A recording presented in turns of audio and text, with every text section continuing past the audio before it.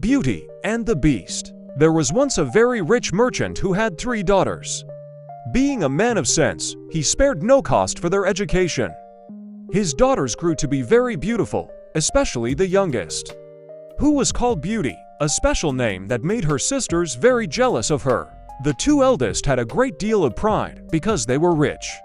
They gave themselves ridiculous airs and would not visit other merchants' daughters, nor keep company with any but persons of quality. They went out every day to parties, balls, plays, concerts, and so forth, and they laughed at their youngest sister because she spent the greatest part of her time in reading good books. Suddenly, all at once the merchant lost his whole fortune, excepting a small country house at a great distance from town, and told his children with tears in his eyes that they must go there and work for their living. The 2 eldest answered that they would never have to leave the town, for they had several prominent merchants who they were sure would be glad to have them, though they had no fortune. But the good ladies were mistaken, for their lovers slighted and forsook them in their poverty. As they were not liked on account of their pride, everybody said, "They do not deserve to be pitied. We are very glad to see their pride humbled. Let them go and give themselves quality airs in milking the cows and minding their dairy." But, added they, "we are extremely concerned for Beauty. She is such a charming, sweet-tempered creature who speaks so kindly to poor people and has such a friendly, gracious nature."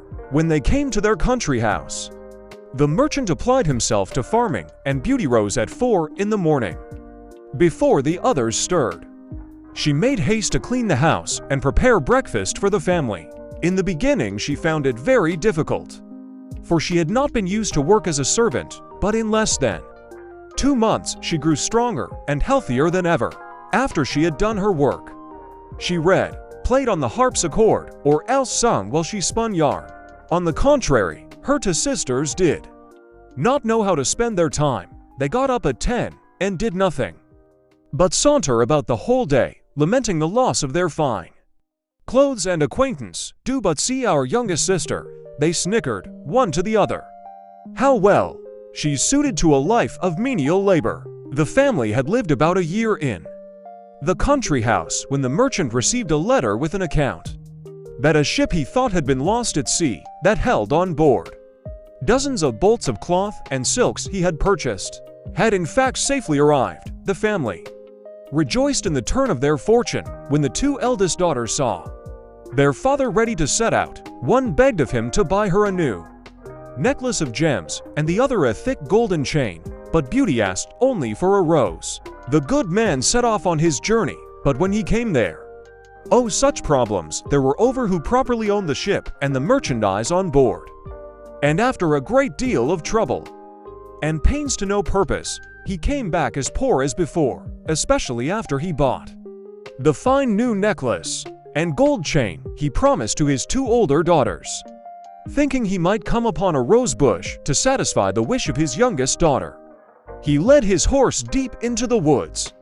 As the sun set and the wind began to howl, the poor man realized he was hopelessly lost. What's more, with the rain and the snow he knew he might well starve to death with cold or hunger, or be devoured by the wolves, whom he heard howling all round him. Then in an instant, looking through a long walk of trees, he saw a light at some distance. Going on a little farther, he noticed it came from a place lit with candles from top to bottom.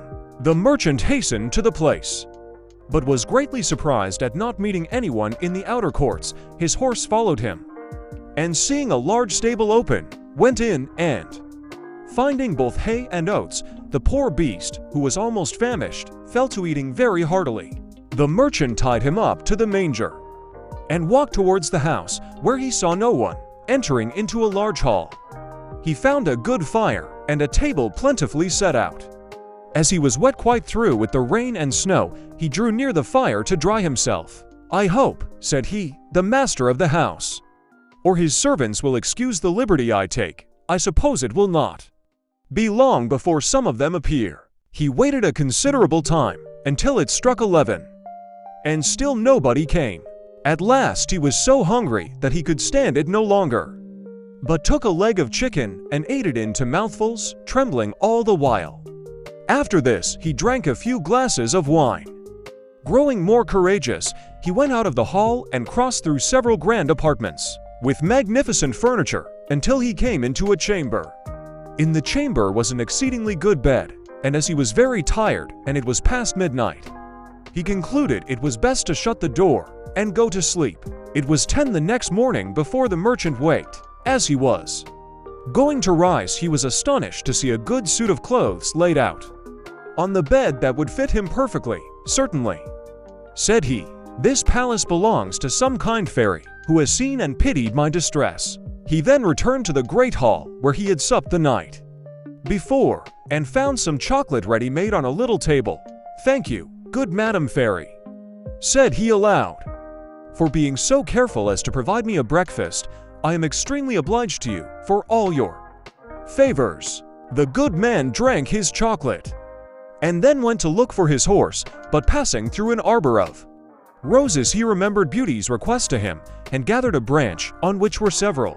Immediately he heard a great crash like thunder, and looking around, he saw a huge monster, to tusks in his mouth and fiery red eyes, surrounded by bristles and horns coming out of its head and spreading over its back. "Mortal," roared the beast, "who told you might pluck my rose?" "Please, sir," said the merchant in fear and terror for his life, "I promised my daughter to bring her home a rose and forgot about it till the last moment. And then I saw your beautiful garden and thought you would not miss a single rose, or else I would have asked your permission." "Thieving is thieving," said the beast. "Whether it be a rose or a diamond, your life is forfeit." The merchant fell on his knees and begged for his life for the sake of his 3 daughters who had none but him to support them. "My lord," said he, "I beseech you to forgive me. Indeed, I had no intention to offend in gathering a rose for one of my daughters, who desired me to bring her one." "You say you have daughters," replied the monster. "I will forgive you, on one condition, that one of them come willingly and suffer for you. Swear that, if any of your daughters refuses to die in your stead, you will return within 3 months, and place yourself at my disposal." So the merchant swore. Taking his rose, he mounted his horse and rode home. As soon as he got into his house, his daughters came rushing round him, clapping their hands and showing their joy in every way.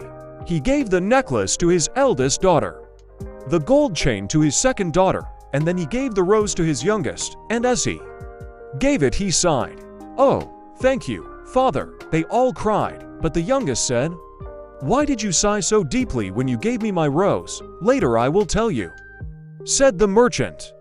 So for several days they lived happily together, though the merchant wandered about gloomy and sad, and nothing his daughters could do would cheer him up till at last, pressed by his youngest daughter, he related his fatal adventure. Immediately the 2 eldest set up lamentable outcries, blaming poor Beauty, and said all manner of ill-natured things to her.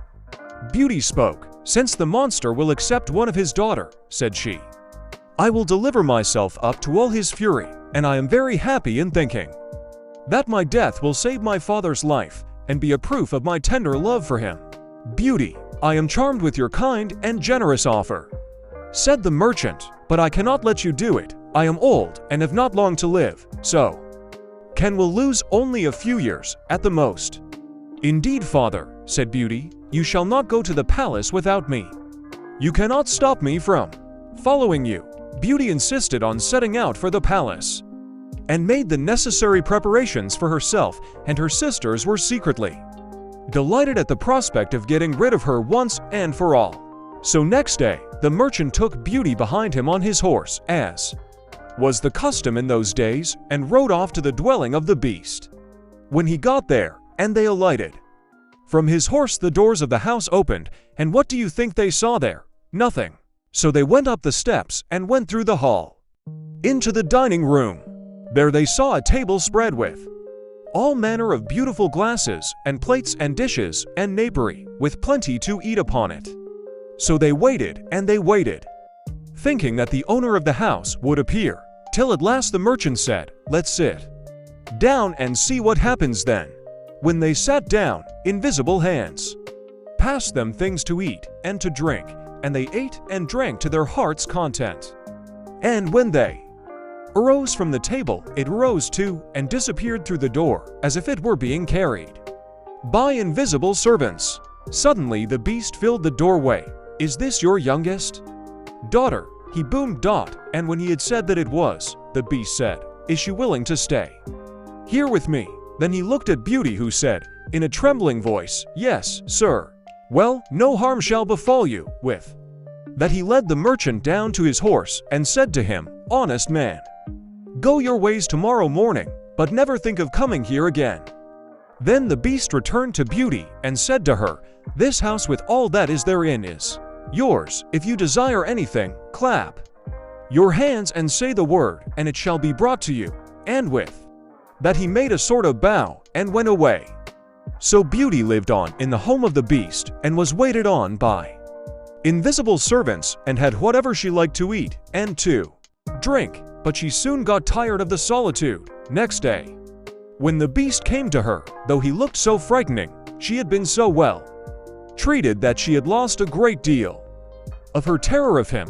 So they spoke together about the garden and the house and her father's business and all manner of things, so that Beauty lost altogether her fear of the beast. "Beauty," said the beast, "if my presence is troublesome, I will end our conversation and leave you, for tell me, do not you think me very ugly?" "It is true," said Beauty, "for I cannot tell a lie. But I believe you are very good-natured." "Yes, yes," said the beast, "my heart is good. But still I am a monster. Among mankind," says Beauty, "there are many that deserve that name more than you, and I prefer you, just as you are, to those who, under a human form, hide a treacherous, corrupt, and ungrateful heart." Beauty ate a hearty supper, and had almost conquered her dread of the monster, but she nearly fainted away when he said to her, "Beauty, will you be my wife?" It was some time before she dared answer, for she was afraid of making him angry if she refused. At last, however, she said, trembling, "No, beast." Immediately the poor monster sighed, and then hissed so frightfully that the whole palace echoed. But Beauty soon recovered her fright, for Beast said in a mournful voice, "Then farewell, Beauty," and left the room.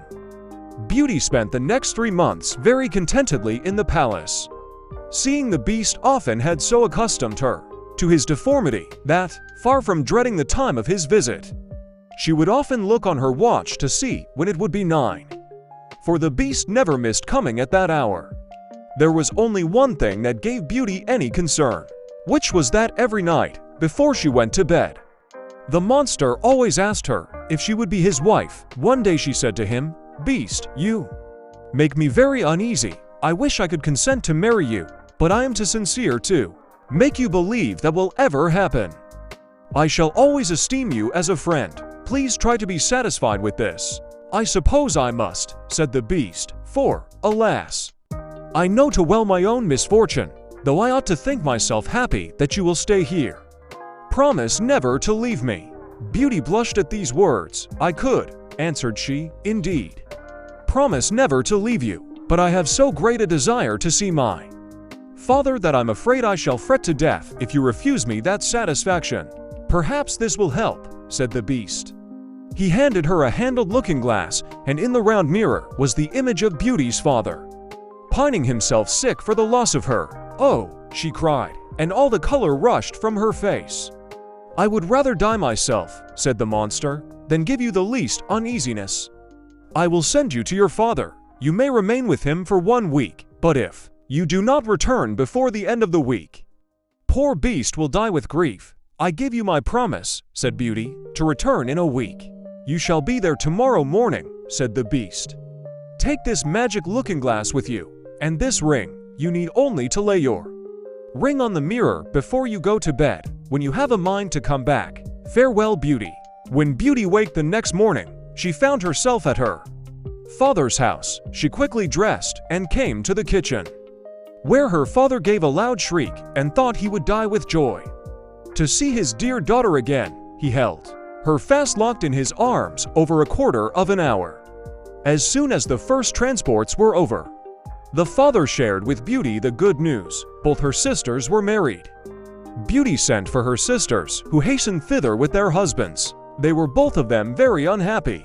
The eldest had married a gentleman, extremely handsome indeed, but so fond of his own person that he was full of nothing but his own dear self, and neglected his wife. The second had married a man of wit, but he only made use of it to plague and torment everybody, and his wife most of all.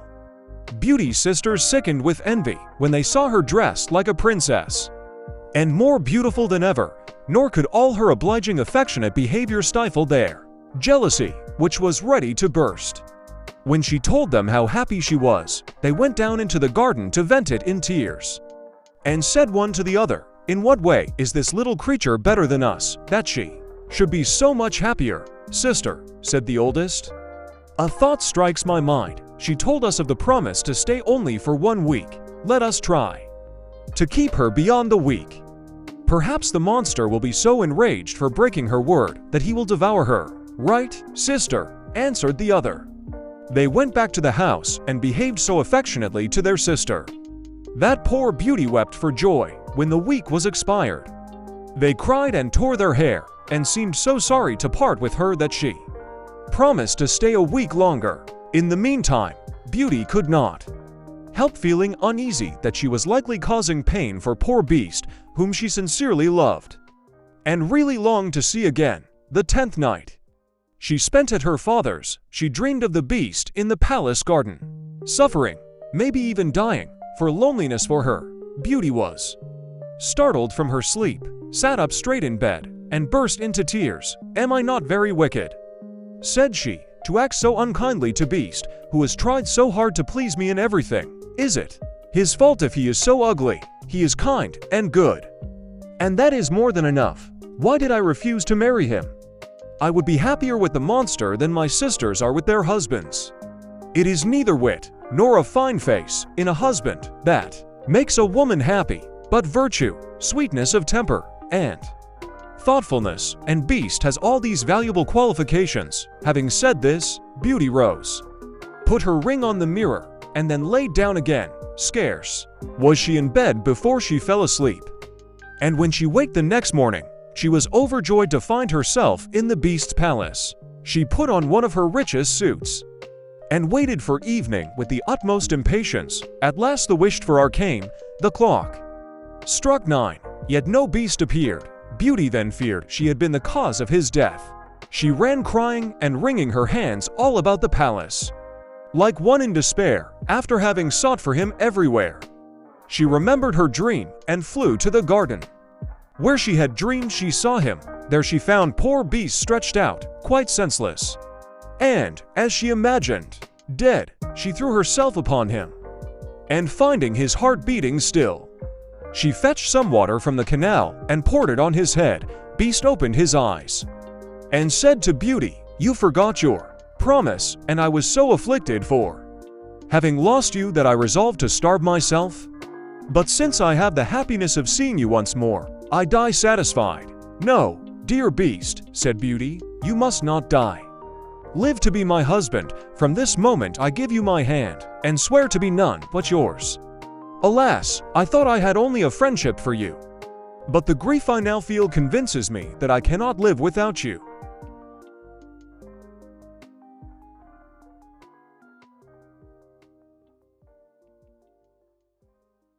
Thereupon the prince sent for the merchant and his daughters, and he was married to Beauty, and they all lived happily ever after.